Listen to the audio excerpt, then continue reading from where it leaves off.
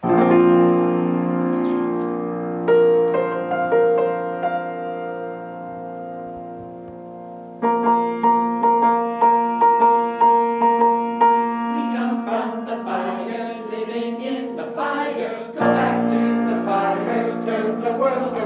of the beautiful things about congregational life is that we're not just a monolithic one group thing. And so what music does is it's the language of the soul.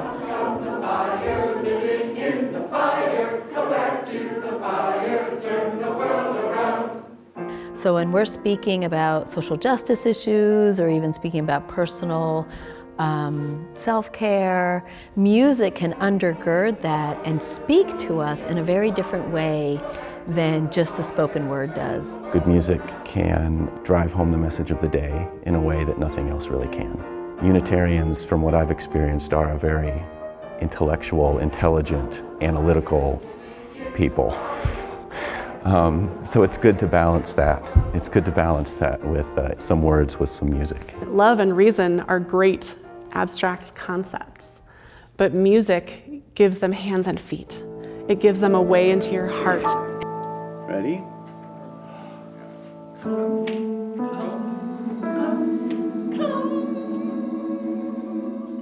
Like music lights a fire under people in the best way, especially when a song starts to haunt you and you just can't shake it. Music is the thing that connects your head to your heart and that makes you want to do something. When a choir sings together, it's like you become part of a single organism. And that experience of the dissolving of the boundaries of self is something that I experience most often in the context of participatory music. I love to see how much this congregation sings together, because for me, making music together is so much more meaningful than just watching a performance.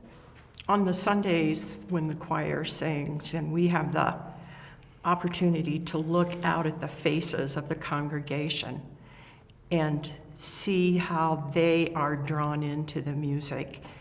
Their reactions can range from just sitting with their eyes closed and taking it in, to smiling, to rocking back and forth, to crying sometimes. They're so moved.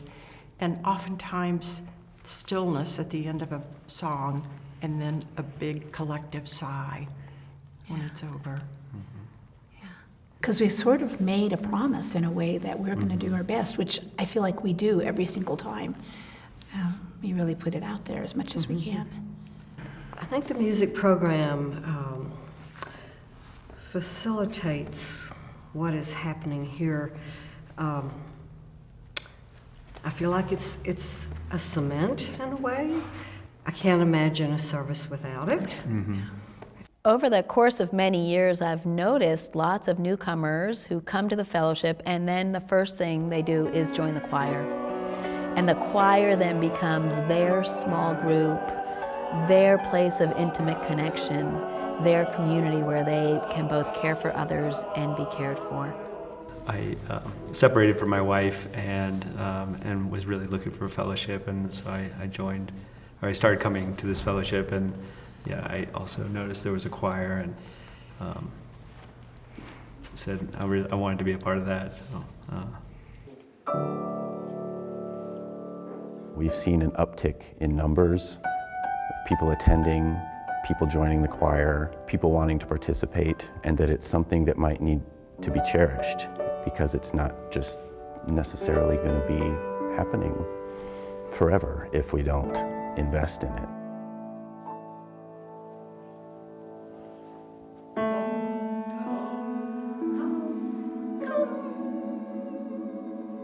We stand on this stage and there's no room. There isn't even room for a guitar. If I were sitting in the audience, I would look at that choir and think, oh, they don't need me.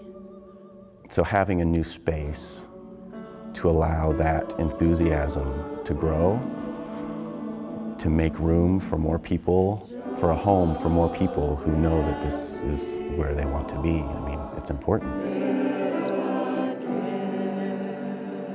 You know, we know that churches are more welcoming when there are 10% empty seats. We need to get there. I think this transition is kind of an exciting and uncertain time for us. Everything needs to be about a dynamic level more compared to where we are when we're practicing the other way. So I really hope that we have a solid commitment to our operating budget as we go through this transition. You know, so you're still singing out, right? You're still singing out to the people, but obviously you still need to see me. So let's make this work. I can't even explain to you the doors he opens and the ways he makes room for us to connect with people with music. We cannot do without him. We absolutely cannot.